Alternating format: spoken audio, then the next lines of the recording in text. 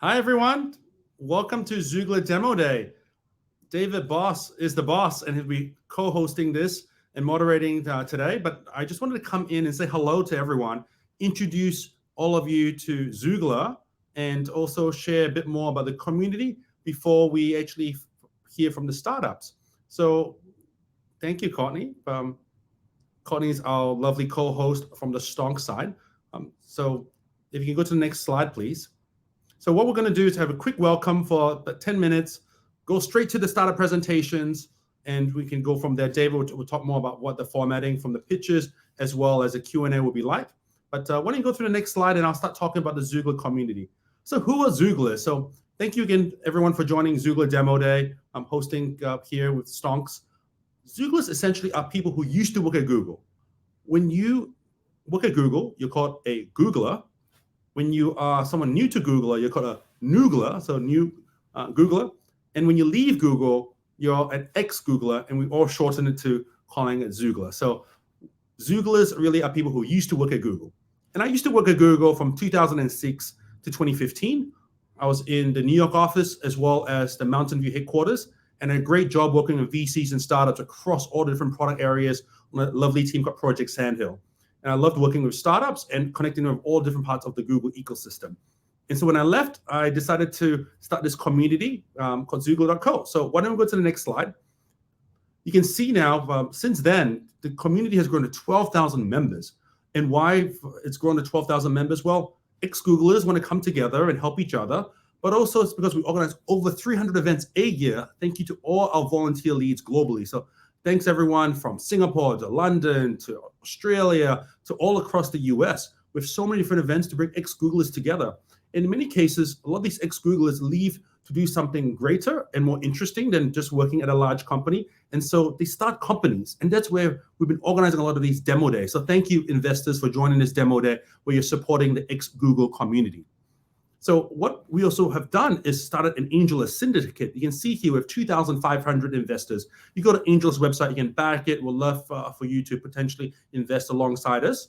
And then what we've actually did in 2020 was form Xoogler Ventures. We have limited partners, including one of Google's earliest investors who's now on Alphabet's board, SVPs at Google, people who have left Google, people who have actually started companies and sold their companies to Google or to other folks. So we have a great opportunity to also support ex-Googlers, not only via these demo days, we have the syndicate, and we also have Xoogler Ventures as different avenues to support them.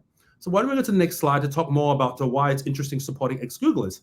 Some of you, or probably hopefully all of you, have seen or used many of these services or these companies, from having 2 of the 3 co-founders of Twitter being ex-Googlers. They actually sold one of the companies to Google, left, and then started Twitter. To Kevin Systrom, having worked at Google, left, started Instagram, and sold it to Facebook. To Applied Intuition, Casa sold his first company to Google, left, become Y Combinator's chief operating officer, left, and started Applied Intuition, now valued at $3.6 billion. The third co-founder, Canva, is actually an ex-Googler. And then we have a couple of more amazing companies you can see here. So there's thousands of ex-Google startups, but here's just a small selection of why perhaps it's interesting for all of you to hear from these ex-Googlers today, because they could be one of these future unicorns or decacons one day and publicly listed companies. Let's go to the next slide. So we're here on this demo day, not in person, but actually online, but I want to show you the picture of our first demo day. We had someone in the community say we should actually bring all these ex-Googlers together and pitch in front of all the investors, and we actually did that on Google's campus in 2016. The picture here shows Mark Cummins. Mark sold his first company to Google after his PhD, and that became Google Lens. Left, he's Irish, went to Dublin and started another company called Pointy. And he presented at Demo Day, and you can see him presenting here in front of Silicon Valley's best investors.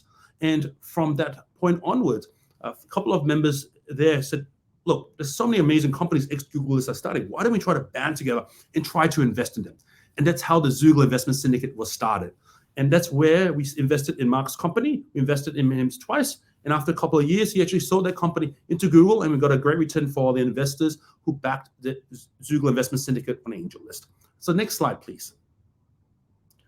So as I mentioned, this is one of many demo days we've had, and I think all of you are going to be really interested by all different types of companies we have here. But for those who are really interested in Web3 companies, and what we're seeing in the crypto and blockchain landscape, you can see in the 2018 demo day here circled in red, we actually had the founders of Solana present there. So this is 2018 in Google San Francisco office. If you had been there, I'm sure you'll be a very happy investor and actually potentially invested in Solana in those early days. But there are plenty of great startups who we can see in that picture as well. These are all the founders who presented. Some have sold the company, some are still going.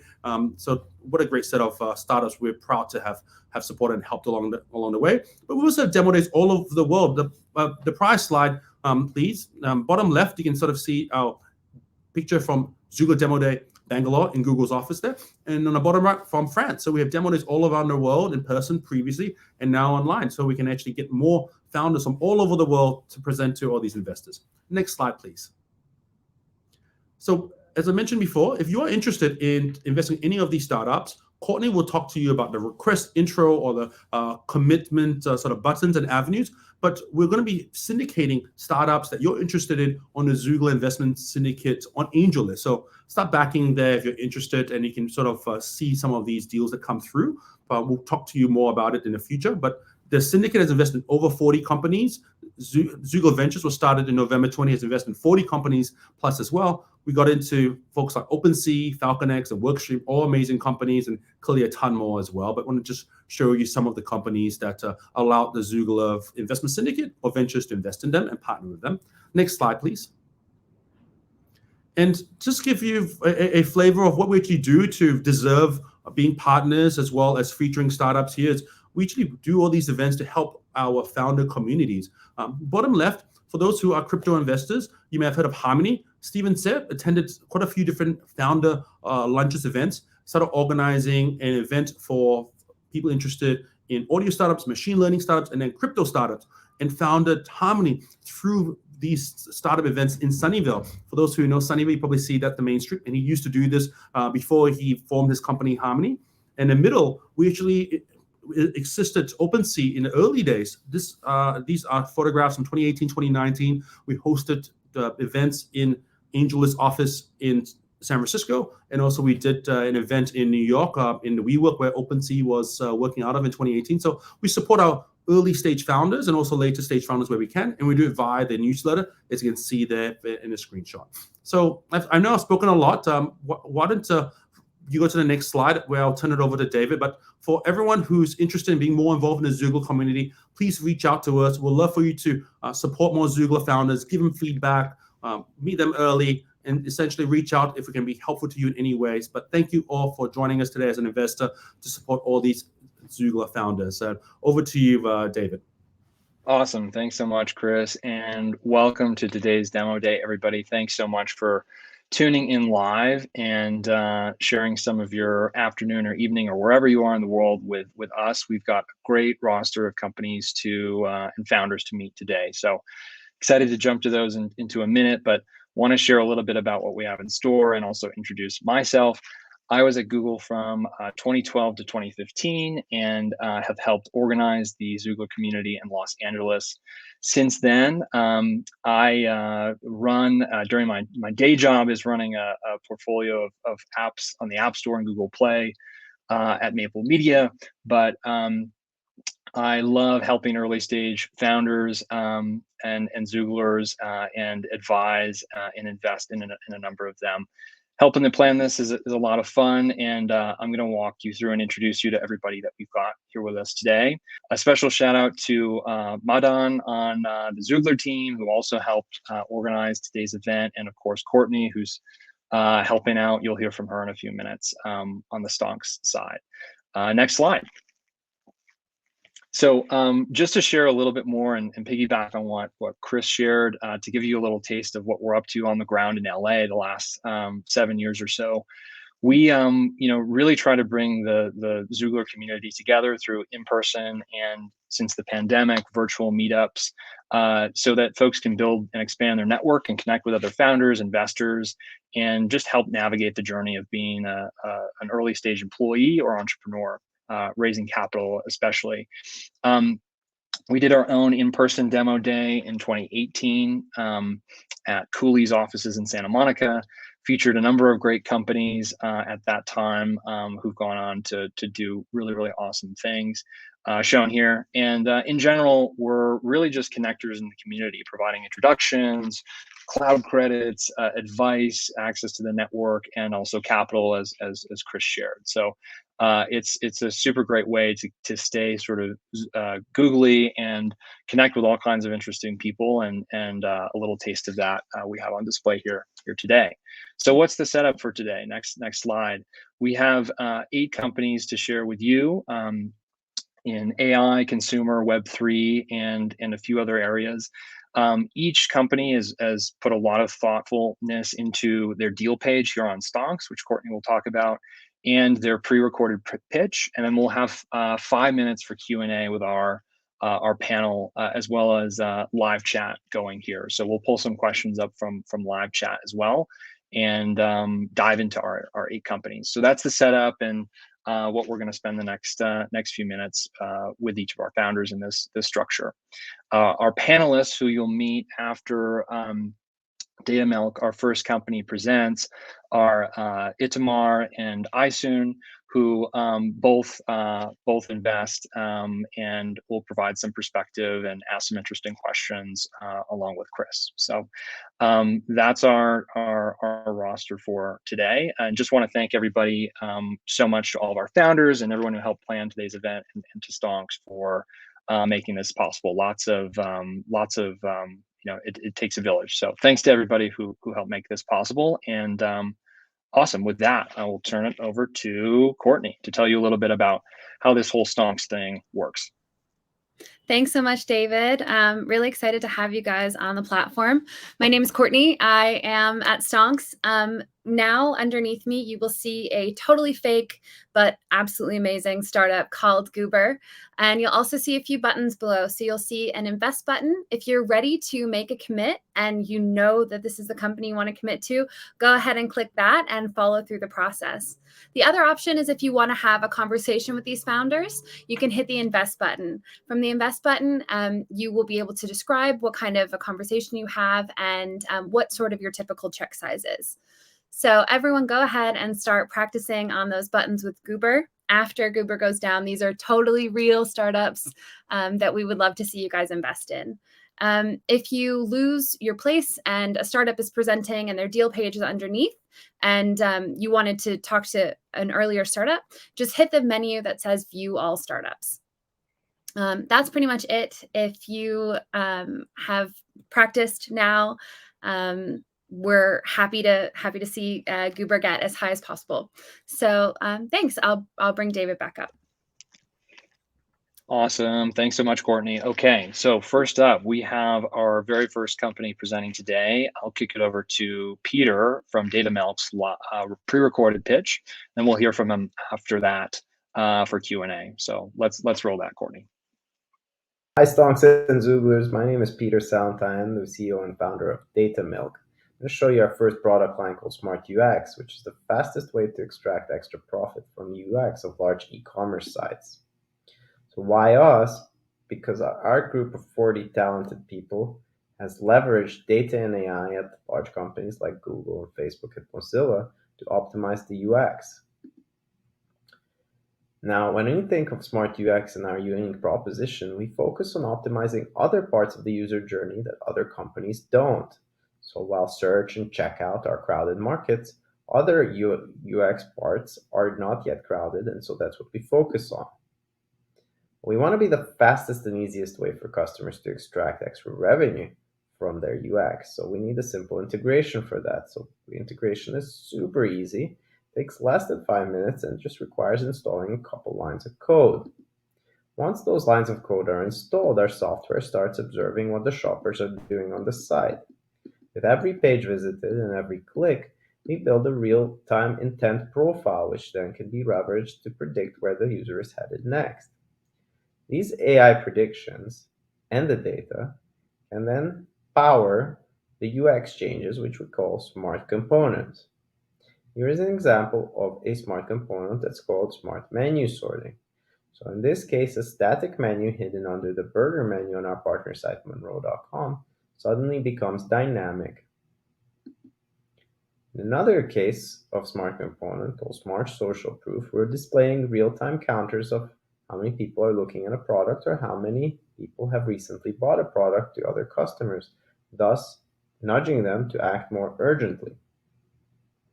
Here's another case of a smart component, smart navigation, where we add Instagram-like stories to the header of the site, which can then be used to quickly navigate to view more products by the users. So we saw how easy it was to integrate. Now let's see how easy it is to actually add a smart component to your site. This is Monroe.com, and we're going to switch to mobile mode here, following which we're going to actually install Smart Nav, which are the Instagram-like stories in the burger menu. We're going to find the right place, drop these styles into the experience of the site, customize it to the look and feel, and there you go. In seconds, we have a powerful new UX element on the site. To prove the ROI of these smart components, we actually run a classic A/B test, where for a portion of the users, in this case 10%, we're going to show the original experience of the site without any smart components being active on them. For the rest, the 90%, we're going to show the smart components. We then compare the performance, the financial performance of the site between the control without any DataMilk smart components and the treatment where the DataMilk smart components are turned on. In this case, our flagship customer was earning about $1,450 on the original site per 1,000 visits. With the DataMilk smart components, this number jumps to $1,511, which is about a 4.26% increase. The extra $61 here per 1,000 smart visits that are generated are about 8 times higher than our unit cost, which is $7.70 per 1,000 smart visits. That is where the 8x ROI is coming from.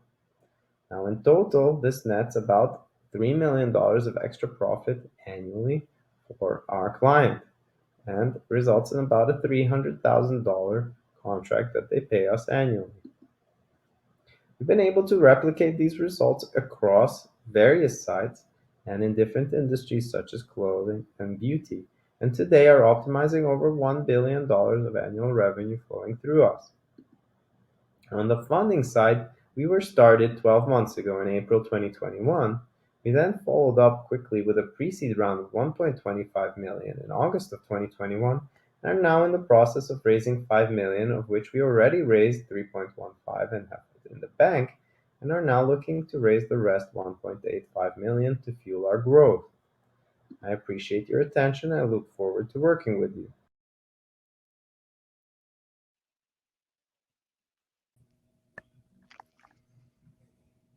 Awesome. Here's Peter, and let's bring up our panelists as well. Thanks so much for that, Peter. Hi, everyone. Hey, Peter, that was awesome. Good job on that.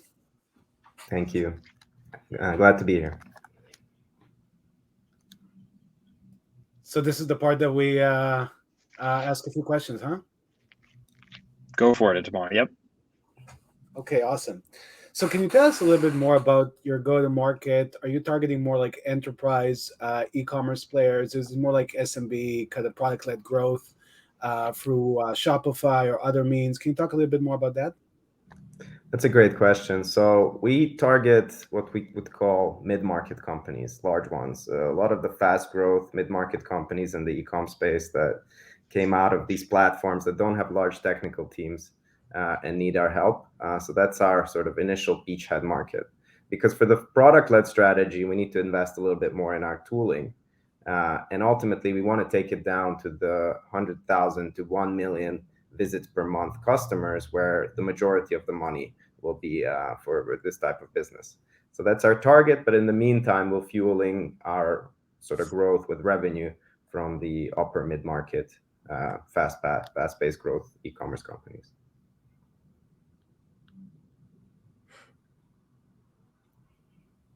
Thanks, very helpful.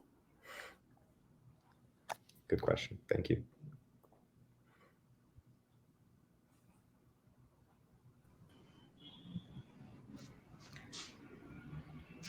I guess I can take the next one. Yeah, I assume. Go ahead.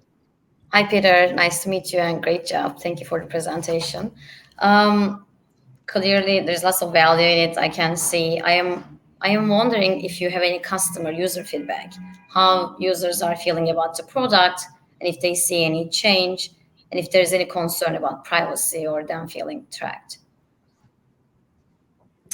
Great question. So on the privacy side, in particular, we are going along with the trends of privacy. So we don't appear anywhere where there's payment information collected. We don't really know much about the user beyond their intent.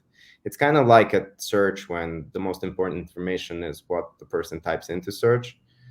Here, it's what the person is actually doing on the site and what other people are really doing in the site. So with fast fashion, for example, you want to pick up on the trends of what's selling really, really quickly, and our software enables these companies to react, the UX, incredibly quickly to these trends that come up on the site.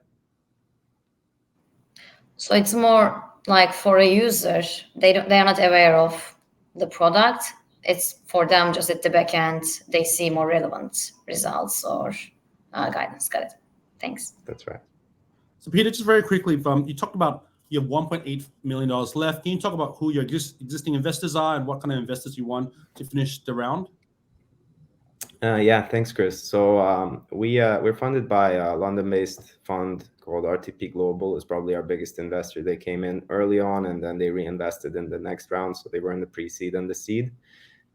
We had actually quite a few ex-Xooglers invest in the angel round as well. Then we have a Brazilian fund called Big Bets, which has been a great partner for us. We also have Angel Invest, which is an angel fund that only does seed rounds. And then last we have Submarine Ventures, which is from the team of Yotpo, actually. If people are familiar, they are another really successful company in our space. So they kind of see parallels in what we do. As far as who we like to invest in us, we like people who understand our business, one, because usually they have a good network. We like people who can refer team members to us. That's incredibly helpful. We're going to go through really fast-paced growth here, so we're looking for really talented experts. And lastly, we look for people who can do follow-on rounds, right? Those are the three types of value that we really love. Awesome. Thanks so much, Peter. I think that was super helpful. And we're on to our next company. So thanks so much. That's Data Milk, everybody. You'll be able to go back and look at each company they present, and those pages will stay live on Stonks as well. So don't worry that Peter just disappeared. You can navigate back to find him shortly. So all right, next up, we're going to hear from Sergey from Calibri.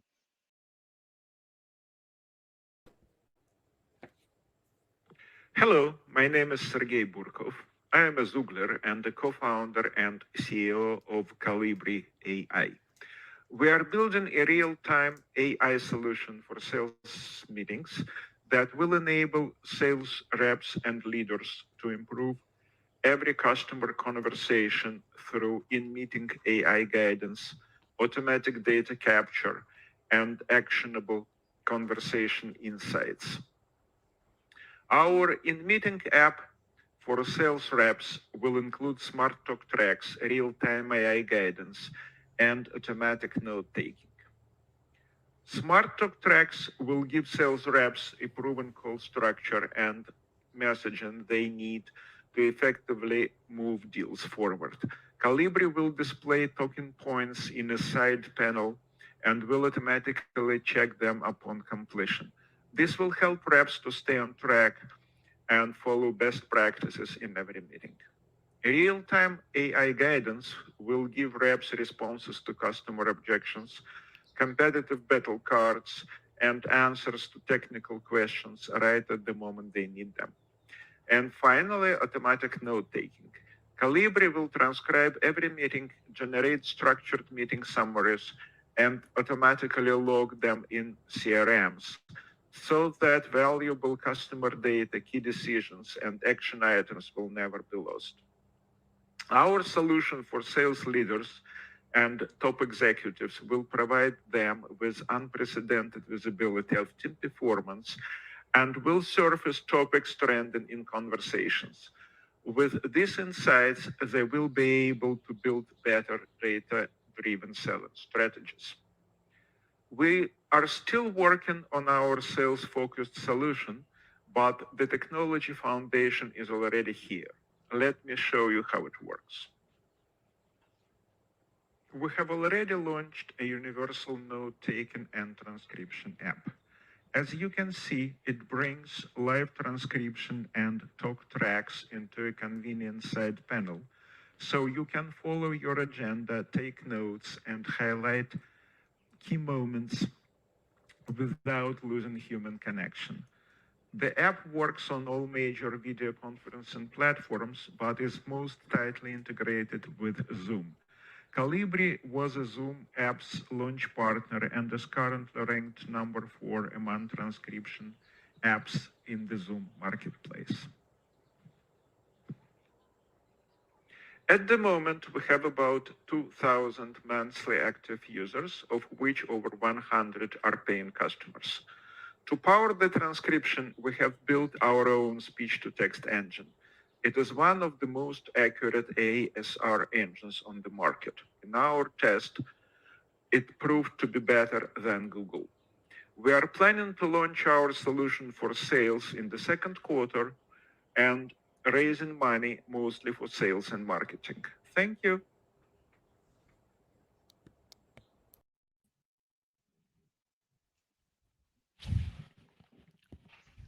All right, welcome Sergey to the stage. Let's bring up our panelists as well. Say hello to everybody, Sergey. Hello. Awesome. Hi, All sir. right. Really, really awesome stuff. I should start using this note-taking piece. It looks really cool. And congrats on launching it in the Zoom platform. Good job there. So I guess I can kick it off with a question. How do you feel like you're moving from note-taking, which is really more for the individual, right? Like productivity, helping enhance their work. How do you feel about moving into something that's more enterprise and potentially more like top-down, where a sales organization is sort of dictating that individual salespeople are going to work with those tools? Are you concerned there's going to be any friction coming in from the sales org to sort of adopt that? Good question. We actually interviewed a large number of potential customers, and we hear that sales leaders are quite enthusiastic about it. And yes, we would have to sell to management, to sales leaders, and to company management. And they want it because currently they don't have visibility to what's going on during the calls. And the sales reps during online meetings, during the calls, have access to the most valuable information to the customer, to their feedback, to their requests. And currently this information is not communicated back to the company.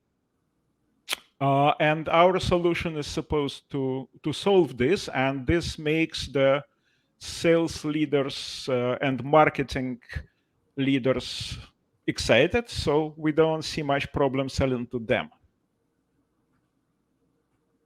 Thanks. Hi, thank you for the presentation.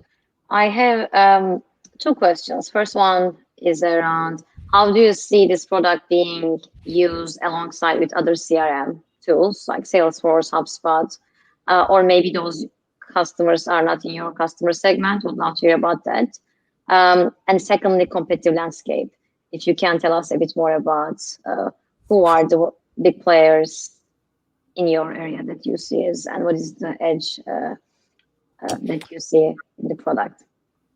So for the CRMs like HubSpot and Salesforce, it is completely complementary. There is no competition whatsoever. And now there is a huge problem with CRMs that they are empty, that the salespeople are not good at taking notes, and even worse, entering those sparse notes into the CRMs. So the revenue ops people always hammer their salespeople to enter data in Salesforce. and those don't, and we will have this automatic data entry that when our system records and transcribes, it makes structured transcript and extracts valuable information from the plain transcript, and then it will be exported to the CRM eventually. Does it answer your question? And for the competition, the leaders in this market are Gong and Chorus.ai. And Gong has been valued at over $7 billion at the last round of investment. And we have an edge over them, and this is real time. So both Gong and Chorus do it only after the call. They record, they transcribe, and then they do some analysis of the meeting after the call. Our edge is real time. We have real time transcription, so we will have tips and hints to the salespeople during the call. And so from that point of view, we're not that competitive with Gong. We rather complement them. And we actually heard from a number of Gong customers that they would be interested in acquiring our solution in addition to Gong to cover real time. Okay, thanks, Sergey. We have 3 rapid fire questions from the chat in our last 30 seconds or so. Are you on the Zoom App Store? Yes. On the Zoom App Store, is there a Salesforce integration, or is that interesting to you at all? It is not. It will be, but it's not ready. Not ready yet. And then what's your speech engine based on? Is it open source or based on something else, or totally it's our own. We started with open source, but then we massaged it a lot. So it's our own now. And it's more accurate than Google, Rev, Otter, Verbit, all of those. Excellent. Awesome. Thanks so much, Sergey. That was Calibri, and you can express interest below. Next up is ChainFuse. Super excited to introduce you to both George and Homero. Let's check out their video pitch. Hello, this is ChainFuse.io. Our mission is to make blockchain technology useful and accessible for all. My name is George Portillo. I'm a technical co-founder and CEO, and my co-founder Homero, he's a chief product officer, and he has 10 years of working with data visualization for many industries. 3 of the main problems that we see currently in the Web2 world while trying to integrate with Web3 technology is that there's obviously a variety of ledgers. You have Ethereum, Solana, Hedera Hashgraph, Tezos, and so many more. It is also very hard to integrate with these traditional systems. Companies are not up to date with how to integrate with blockchain technology, so we aim to make that very easy. And ultimately, we want to provide industry analytics for their decentralized events. What we are is we are a one-click deploy decentralized templates platform. We are starting with an NFT marketplace template, and we are currently working with Kisha.io. They will become the largest NFT marketplace for Black-inspired art and music. This is what their template looks like at the moment. This is Kisha.io. As you can see, this is technically an OpenSea competitor. They were able to one-click deploy this using ChainFuse.io. And as you can see, it comes prepackaged with the ability to upload your own NFTs and also the ability for you to actually own these NFTs, transfer them, sell them, put it on auction, and much more. This is the template that we are currently working on enabling for everybody when they go into ChainFuse.io and they click on NFT Marketplace for their one-click deployment solution. The future is multi-chain, and we will let you deploy your decentralized templates on any blockchain of your choice. Our mission is to make blockchain technology useful and accessible for all. This is our long-term vision. We would like to potentially integrate with many more ledgers, but also we are starting our focus with an NFT marketplace template, but ultimately we want to provide enterprise solutions using our own enterprise API, which we are already leveraging for our own templates. This is a roadmap. 0 to 3 months, we're working on enabling this NFT marketplace one-click deploy. And as you can see here, this is what the roadmap looks like for the year. But let me go ahead and jump into the demo. I'll show you what ChainFuse does. So as you can see here, this is a variety of the templates that we will support. This will be all decentralized, and ultimately they will be tied into a blockchain of choice. As you can see here, we support several blockchains already. We have Ethereum and the Hedera Hashgram, Solana, and some more coming later down the pipeline. If you want to become a part of a decentralized ecosystem, you need an account. So that's why we created these profile pages for each blockchain. Here you can see which wallet is usable for that particular network, which schools will let you learn how to work with that particular network. And we also provide an API, which you can already use to create an account on Ethereum. You need an account to be part of any ecosystem. So if you go ahead and try the API, you copy this private key, and you go to MetaMask, and you put that on MetaMask, you will be able to import that account. And there you go. Now you can start using Ethereum by using a key that was generated on ChainFuse.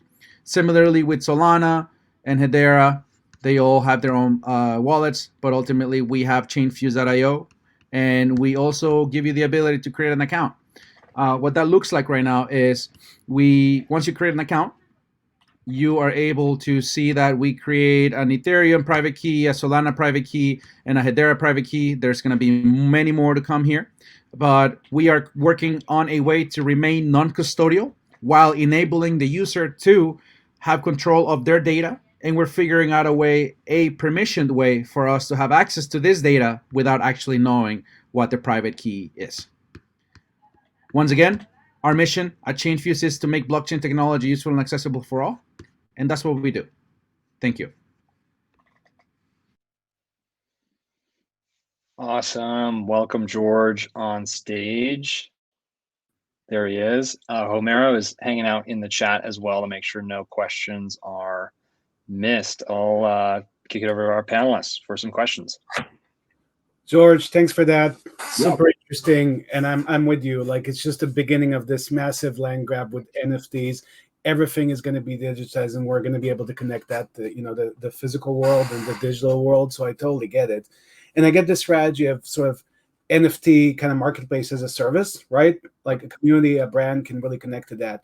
But I have a more sort of high level question, I guess. So what I've been seeing, at least with both cryptos, NFTs, and to a certain degree DeFi, is that even though it's a decentralized technology and universe, in terms of actually creating big, significant movement and significant capital also back to investors, there's a lot of centralization, right? Like OpenSea came in and sort of grabbed the entire NFT market, right? And now people are struggling to even keep up. So with you not having your sort of own brand, but empowering others, how do you make sure that you actually end up, so empowering the biggest NFT marketplaces that are going to be out there? Yeah, I mean, if you create an NFT on our marketplace, right, like the user that actually owns these NFTs will be able to sell their NFTs on a marketplace that they choose, right? Like, so if they choose to sell on an OpenSea, they can. It's decentralized. It's following ERC 1155 and 721 standards. So, but similarly, I think that if we empower our users to continue selling their NFTs on their platforms, on the tenants that they own, on the tenants that they want to support. For example, Keisha.io, the largest NFT marketplace for Black-inspired art and music. They will be supporting those networks, and they will be supporting the communities that they want to support. And I think that's something that is really powerful. Great, thanks. Yeah. Any other questions?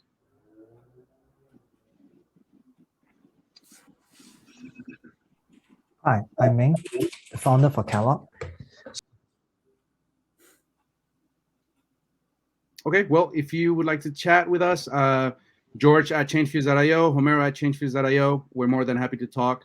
If you need an NFT marketplace, come talk to us. If you need something else, I've got a quick one more quick one for you, George. Okay.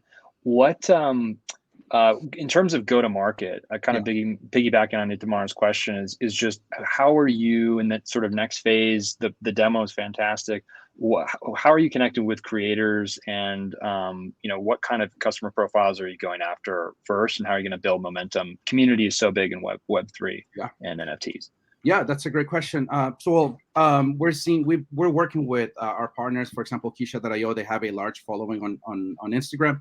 They're based in LA, so they're really well connected. And from that, we're gonna leverage our network to go to larger organizations. Womenindata.org is working with us as well. They want a more enterprise kind of solution. But ultimately, I think we want to target people that want to create their own communities around their decentralized solutions. We are talking to people on Instagram. We're messaging artists. We're trying to get everybody on board. So I mean, I think that anyone can benefit from an NFT marketplace or an NFT. Sorry, not NFT, decentralized solution that they choose from. So, but we are hoping that our NFT marketplace and all of its pieces, because you think of it like a puzzle, right? Like there's an NFT uploader, there's a way to show an NFT. Like what if we enabled widgets even that people can embed on their website to show their NFT, that they actually own this NFT? Maybe they want to sell it and they want someone else to mint it, or they want to sell it within their website, or they want to like transfer it, right? I think that like there's a huge opportunity for us to bring Web3 technology and embed it on people's websites. But not only that, right? We want to enable one-click deployments for whatever they want, really. But we're focusing on NFT marketplaces, and then think about the possibilities. Maybe a gated content that lets you see a specific piece of content, whether it's a video or an audio file, and you're only able to see that if you own an NFT, or if you own a particular type of NFT. Think Bored Apes. So I think that that's a wide range of possibilities there. That's super exciting. Awesome. Thanks, George. And two quick rapid fire ones before we move on. Eugene asked about what about sort of marketplaces and templates for different websites like Shopify or Squarespace. And Susan asked about Patreon. Any of those things on your radar? Yeah. So we have like crowdfunding template down in the pipeline that we're hoping to build.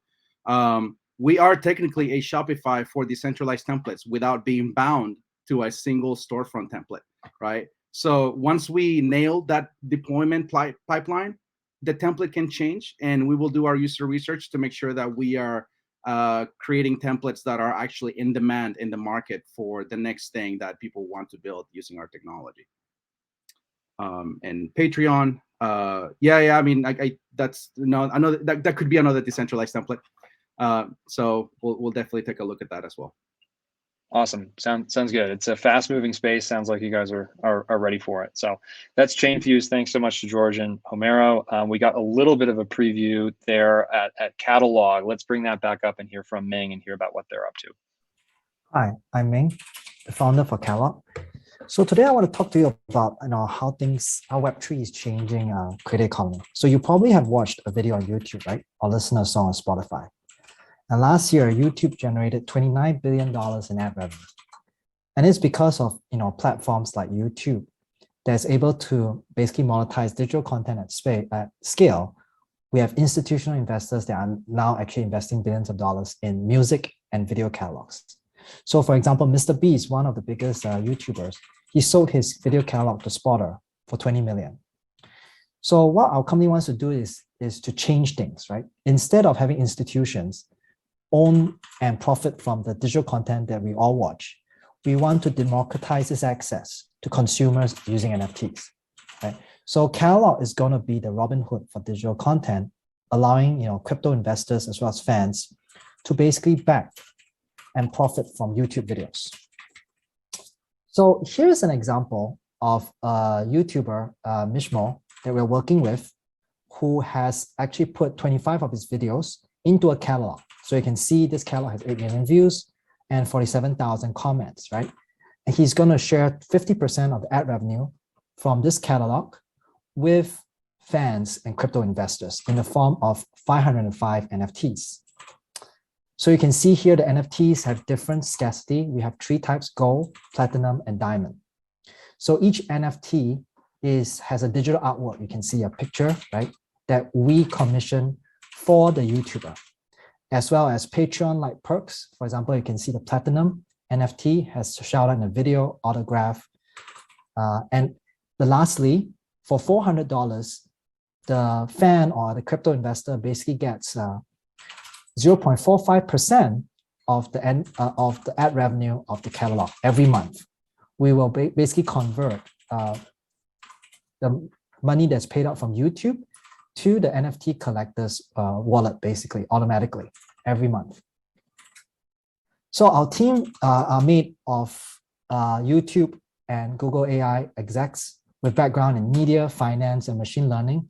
And our team has also been investing in crypto assets and crypto startups since 2016. And we are going live in April with our first 2 YouTubers, Mishmos and Net Show, you can see here. And we have a pipeline of 30 other creators, with a total of 20 million subscribers and 3 billion views in the past 30 days. We are also doing partnerships with other companies, key companies in the creator economy like Channel Meter and talent agencies that will help us scale our acquisition of YouTube creators. And in terms of investors, we raised a pre-seed round in November 2021 from investors that were early in Facebook, Solana, and Avalanche. We're now raising a 3 million seed round that's already 50% committed. So we're looking for investors with crypto and ideally creator economy backgrounds. So we'd love to hear from you. So check us out at catalog.lu. Thank you. Awesome. Thanks so much, Ming. And let's welcome Ming on stage. Make sure to unmute Ming and say hi. Hi, can you guys hear me? Yeah. All right. Welcome. Welcome.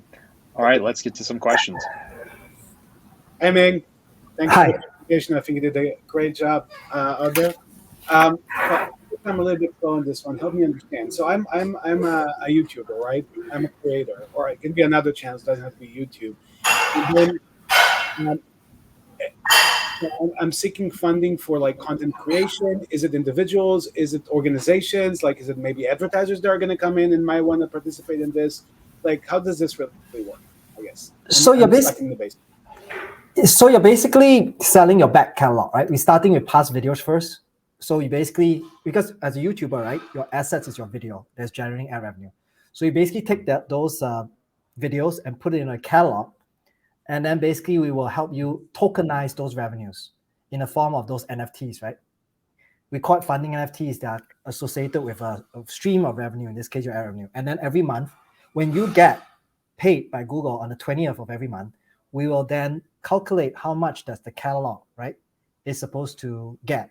And then we will collect the revenues from the catalog, right, for the catalog, and then send it, in this case, by stablecoin, USDT or USDC on Polygon, right? Okay. So you have an NFT holder, right? Say I'm your fan, right, of your channel. I want to support you. I'll invest in this NFT basically, and every month I'll get a share of your ad revenue. So that's one part of it, right? We also have, as I mentioned, the funding NFT also represents picture and image. So there's artwork here, and there's also the perks associated. So it's kind of Patreon for NFTs as well.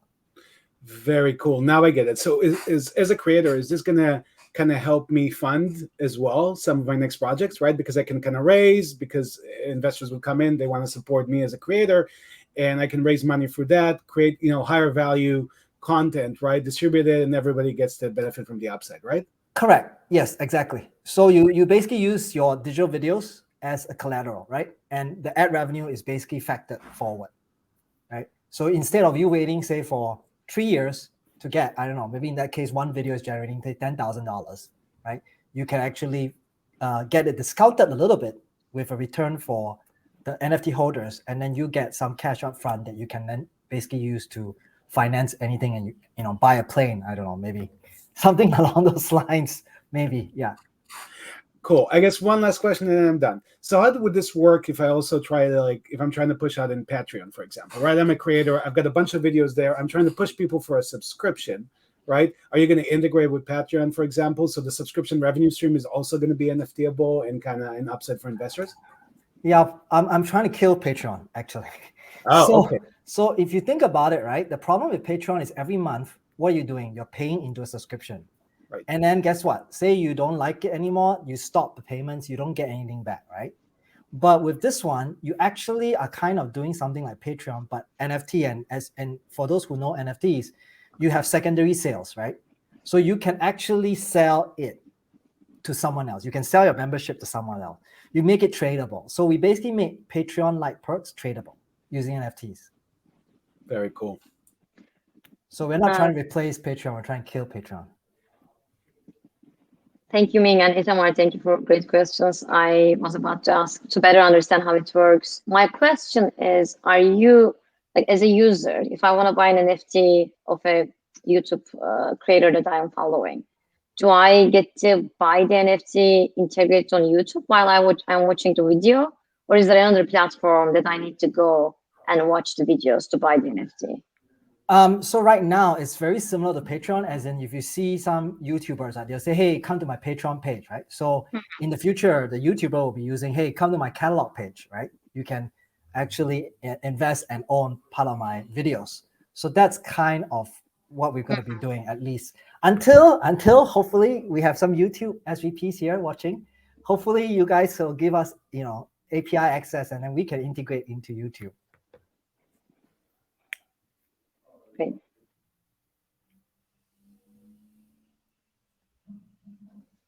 Awesome. I saw a question, right, about will creators be able to create their own coins, and will payments be only in stable coins? So the answer is this is possible. We will explore possibly having creators have their own coins, but I think initially when we pay out to the NFT holders, it will be mainly in stable coins, right? Great. All right. Thanks so much, Ming. That was awesome. Thanks for sharing. And up next, we have Josh from Kadi. So let's key that up. Hi, everyone. I'm Josh, founder of Kadi, a video-based greeting app. You can think of us as Cameo meets WhatsApp, but with great gift-giving features and group videos. At Kadi, we're working on what we feel is a very big problem today: loneliness and anxiety. A recent Cigna study showed that 18% of people rarely feel like there's someone they can talk to, while 47% just feel left out. Anxiety and loneliness affect people today on a scale that's just not been seen before. Findings like this really highlight the psychological distress facing people today. But on an interesting note, studies have shown that we actually process verbal compliments in a similar way to receiving money. But 90% of us feel that we aren't doing it enough. And that's where we come in. To better understand our perspective on this, let's take a look at an example. So let's meet Brooklyn. It's her birthday next Friday. Her friends live in different cities though. So some of her best friends decided, you know what, let's get together to wish her happy birthday. Amy, she's the organizer in this. And she's the first to realize that this is just a nightmare. She spends over 4 hours editing, chasing people around, and they all just struggle to get creative. With our app, we provide a suite of features to make this whole process go smoothly. It's done in just a minute instead of 4 stressful hours. But one of the best parts is reactions. So once Brooklyn gets her group video, she can just record her reaction, and everybody that was a part of it sees it immediately. We really mirror that real life gift exchange. So what does the opportunity look like? Well, the greeting card market alone is expected to grow to over 527 billion by 2024, and we expect to take at least a 5% share of this growing market. We believe that access to the AR camera kit through our recent partnership with Snap will actually help us at least 10x where we currently are. Even with our current feature set, we feel that we are at least twice as good as our direct competition. But still, they have managed to amass over 10 million monthly active users, but we notice one small thing, and that's that only 10% of them come from outside the US. And that leaves a lot of room in the global market for us to tap into. And we see ourselves as sitting at the intersection of a couple different areas: social, e-commerce, and media. And with that being said, we believe that our total addressable market today currently stands at 25 billion. And we plan to serve at least 5% of this. But where are we now? Well, we've only released our beta just last month to about 700 users, and we plan to fully launch by May. We're currently raised around 250K at a 4 million cap to support us on this journey. Feel free to get in touch if you want to know more. Thank you. All right, that was awesome. Let's bring Josh up. I can't help but laugh here because I've been that person stuck editing for 4 hours. Josh, welcome. Let's get some questions going. How's it going? Can you hear me? Yeah, we can hear you. Great and congrats on launching. Pretty cool. Your first 700 users. That has to be so exciting, right?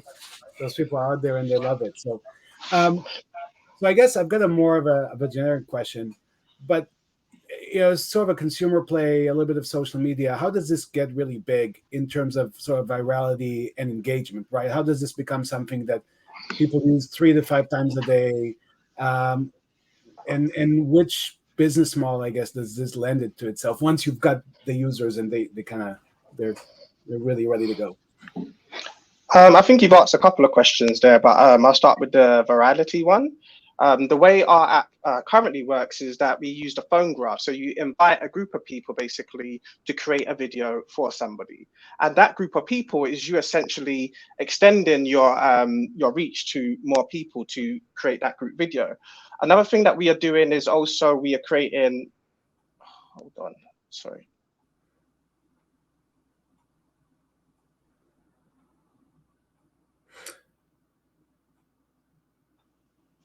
Uh-oh, we may have lost Josh. He's across the pond in London, so we may just have to jump on and move on to the next company. So you guys can check out the video and his slides below, and request an intro, maybe show him some extra request an intro love if that was at all interesting. Really cool kind of mix of new take on greetings plus cameo. All right, so up next we have Aki Paki, and please meet Amit. Hello everyone, thanks for showing interest in talking to Oki Poki team. Hi, my name is Amit Agarwal. I'm sitting here in India and very excited to talk to you. My background is, some of the people know me in the industry as the guy who brought YouTube to India. So yes, I was the first person on ground for YouTube. I built a whole product ecosystem around it, grew the business from $0 to $100 million of annual revenue. But before that, I come from IIM Bangalore, which is like the Harvard Business School of India. And much before that, I grew up in a rural countryside of northern India. And my parents were village folk people who never got a chance to do decent schooling. So where I come from, education is a very big deal. And that's why I was always inspired to do something in the education space. Now, when I look at education, one of the strongest differentiators is the capability to communicate really well in English, because that's a key decision criteria for a lot of career opportunities, colleges, and things that you aspire for in your career. With that, I started researching this space, and we built out this cute brand, Oki Poki, for early childhood stage children. India is a multilingual country, so that's why you see the phrase vernacular kids, and we use AI and speech tech to deliver a great experience. Now, why that is really important is because before us, people have tried out and they failed because they were not following the rules of science. Science tells us that early childhood is the right stage to learn English. And other English startups before us, they tried with adult sort of segments, and they did not see great enough impact. But we're seeing some phenomenal response. And let me share some slides. So our app is very easy to use for early childhood, has content in child's mother tongue. We cover a couple of languages in India, and it's very age appropriate. So you can visualize a visual dictionary with instructions in simple mother tongue, and we are very big on gamification. So the net effect of this Oki Poki character, this musical octopus, is they become child's best friend and create a magical UX. Now, when we rolled this out, we saw huge engagement. A lot of people started to demand our live classes, which is how we make our revenue down the funnel. And today we've got traction upwards of 250,000 monthly active users, growing high. But more important than just growth, the biggest growth hack that I learned from my mentors is retention. Our day 30 retention of free users is way up of 30%. And for our paid users is upwards of 90%. That makes us believe we're just poised for a hyper growth now compared to where we've come. Back this up with very frugal CAC. Our CAC is like less than 8 cents per free user. And that really is a massive strength as we go out of scale. Now, looking at this whole IP-based approach, where this comes from is the core team. So we've got a very balanced out team across functions, but the 3 people on left besides me our core engineers who build the whole tech and the product content experience, plus some of the newbies that came along the journey. One of the ways we're very big in scaling is partnership models. So you see some logos of big companies that we partnered with, and we're backed up by some marquee angels back here in India. So people who build up the fastest unicorn like Udan, people who built up Flipkart, which is India's first decacorn, and we're backed up by Succeed Innovation Fund and lead angels. With that, I'll stop here, let you ask questions if you're interested. But even if you know any child in your network, offer them this cute little app, Okey. I'm sure I can guarantee that they'll love the experience. And if they don't, I would love to hear why, because we are quite product obsessed. We'll fix that right away. Thank you so much for listening to this. Bye-bye. All right, let's bring Amit up, coming in to us from India. So thanks for being awake and joining us. Let's get some Q&A started. Thanks. I wish I had something like this growing up in Israel. It looks really cool. It could have helped my English quite a lot. So yeah, looks like a really cool initiative.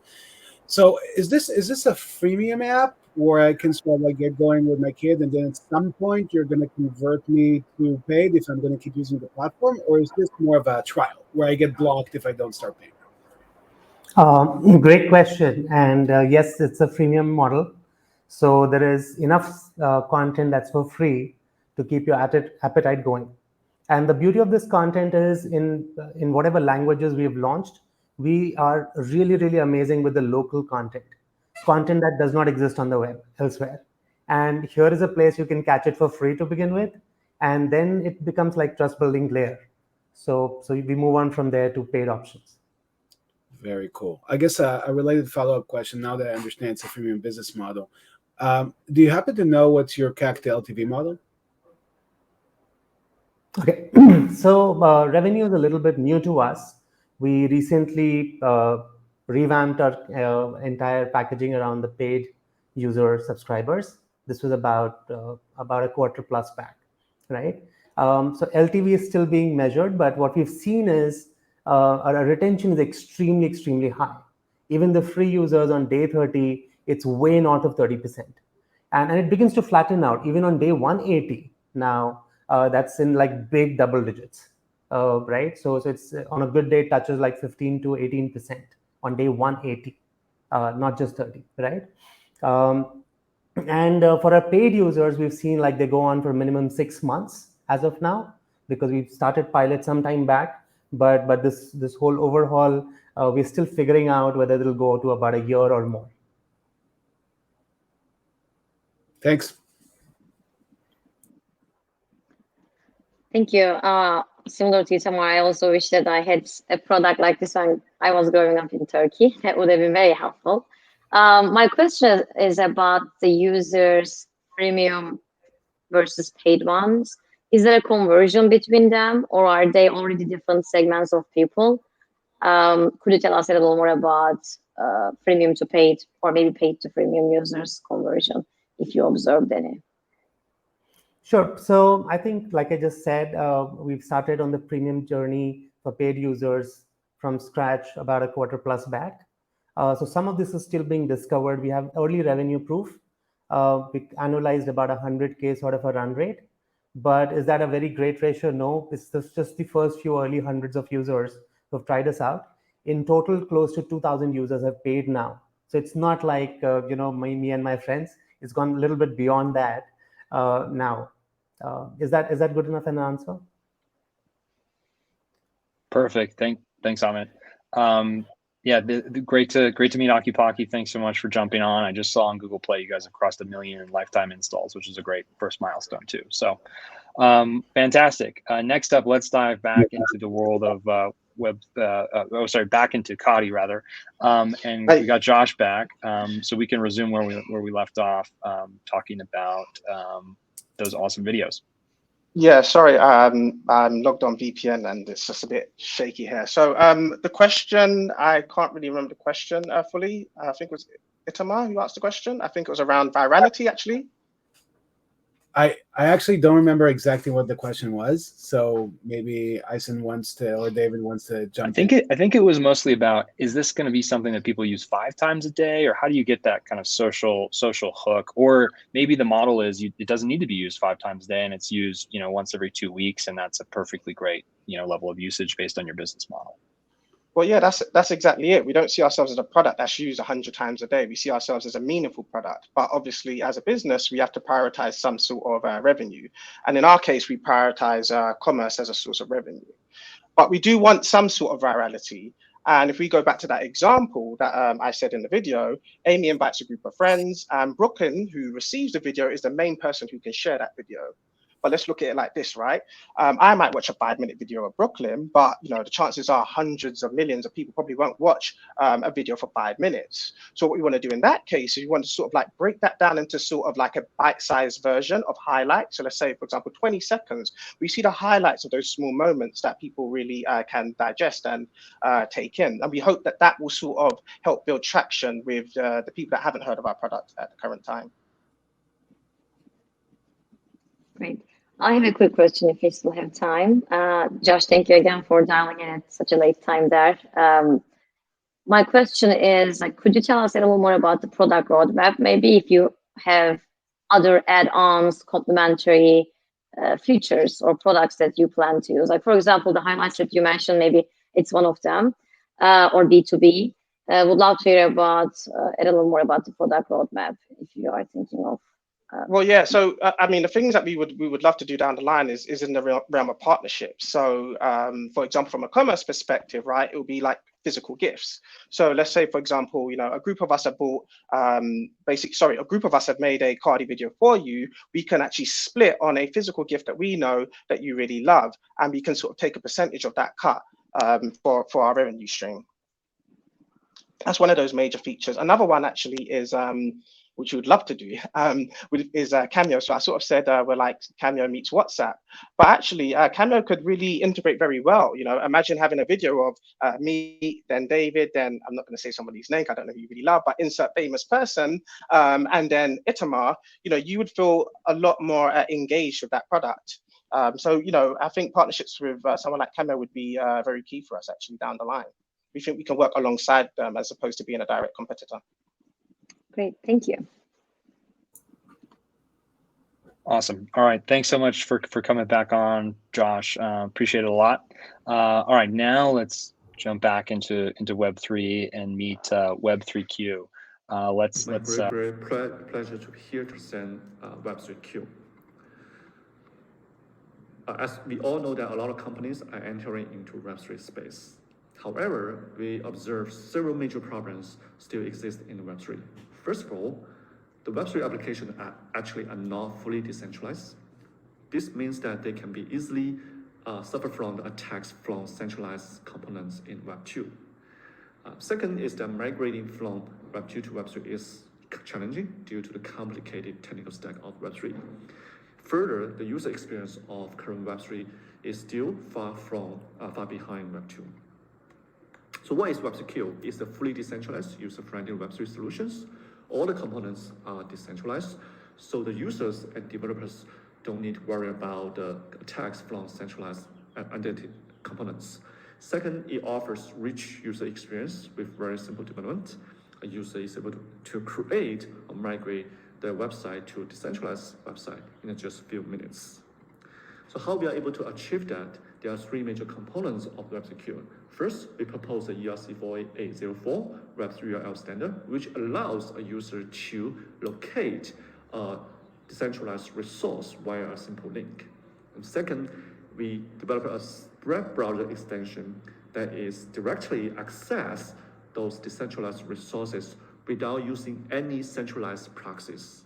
Lastly, we are going to develop a dedicated Ethereum sidechain that supports EVM as backend and also rich web content storage on top of blockchain.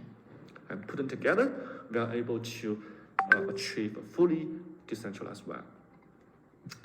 With the technologies of Web3Q, we are able to replace a lot of Web2 components, for example, DNS providers, and HTTP protocol, and also the servers in the clouds. and the node service providers. And with WebSecure, we are also be able to benefit a lot of existing D applications, such as name service, DeFi, and also we have created purely on-chain NFT marketplace and decentralized social network without worry about censorship. And we are also be able to greatly accelerate adoption of Web3 for traditional companies. Here are a couple of examples of WebSecure. This is our homepage, where all the HTML, JPEG, and CSS are now hosted by our blockchain in a decentralized way. Another example is our blog platform, where everybody is able to create a decentralized blog in a few minutes, and people is able to browse, edit, and delete their blogs in a completely decentralized way. So many thanks for attending today's talk. I'm looking forward to see you in the future great new Web3. Thank you very much. All right, great. Let's bring Chi up. Welcome to the stage. Great, let's get some questions going. Chi, very cool. Excited to see this, and clearly a lot to do in Web3 to move to a truly decentralized, world, which is what everybody wants to see, but we're not there technically. I'm kind of looking at this, and it looks extremely interesting, and sounds like you know what you're doing. I'm trying to think more about the go-to-market. So essentially, and I'm thinking less about web services or applications, and more about websites like we know them today, right? Like people coming up and trying to build a website to be able to share with the world. And I'm guessing there are three types of kind of developers that would do that, right? There's like developers sitting in bigger companies who are working at the enterprise grade, and they're building their website, whether it's commerce or whatnot, and that's sort of one target. There's another target, like with all those independent, website developers who are out there, they're creating websites for other people. Maybe it's an individual creating a blog for themselves. That's another thing, another sort of category of like professionals. And then there's the last category of people who just want to build a website and go to Wix today, right? And they build a Web 2 website, right? Which category do you think you're going to go for primarily, and how are you going to build your product to like really fit that target customer? Oh, you're still on mute. There we go. Yeah. So for the website, we are targeting on most like category 2 and 3. So for those, for example, if I have a personal website, then we can easily have them to migrate to our system without worry about maintaining the server, maintaining for example, the DNS. And also because we are a platform that people is able to develop using called virtual machine as a backend. So the developer can also develop the website for example, the blog is just example we develop, but we allow any developers to using the EVM as a backend to develop, for example, decentralized social network like Twitter or Medium or anything that is able to enable by existing, for example, Web 2 using a rich dynamic web page generation. So in the future, we hope that once we become kind of a standard like HTTP, then there are more and more big companies. They are, for example, using this platform to migrate some of the business, for example, NFT, issuance. They can, for example, issue their NFT and then create a decentralized NFT marketplace or an NFT, for example, like Shopify personal NFT workshop, all kinds of things. Then on top of us, we just like a platform, so enable all these opportunities. Thanks, Chi. We're running a little bit short on time for Q&A, so I'll just give you the opportunity. I think you're doing a token, a safe T actually. If you just want to talk a little bit about the token structure and how the company's structured, that'd be great to end on. Yeah, so we are raising using the token cell instead of like equity. So token will be the issue will be a BVI company that is dedicated for the token issuance. And so the token currently will be valued at 100M, a fully diluted value. And currently we are raising for the first round, the seed round for 5 million. Yeah. Great. All right. Thanks, Chi. Appreciate it. And feel free to show them some love below for intros to learn more and go deeper on the tech side as well.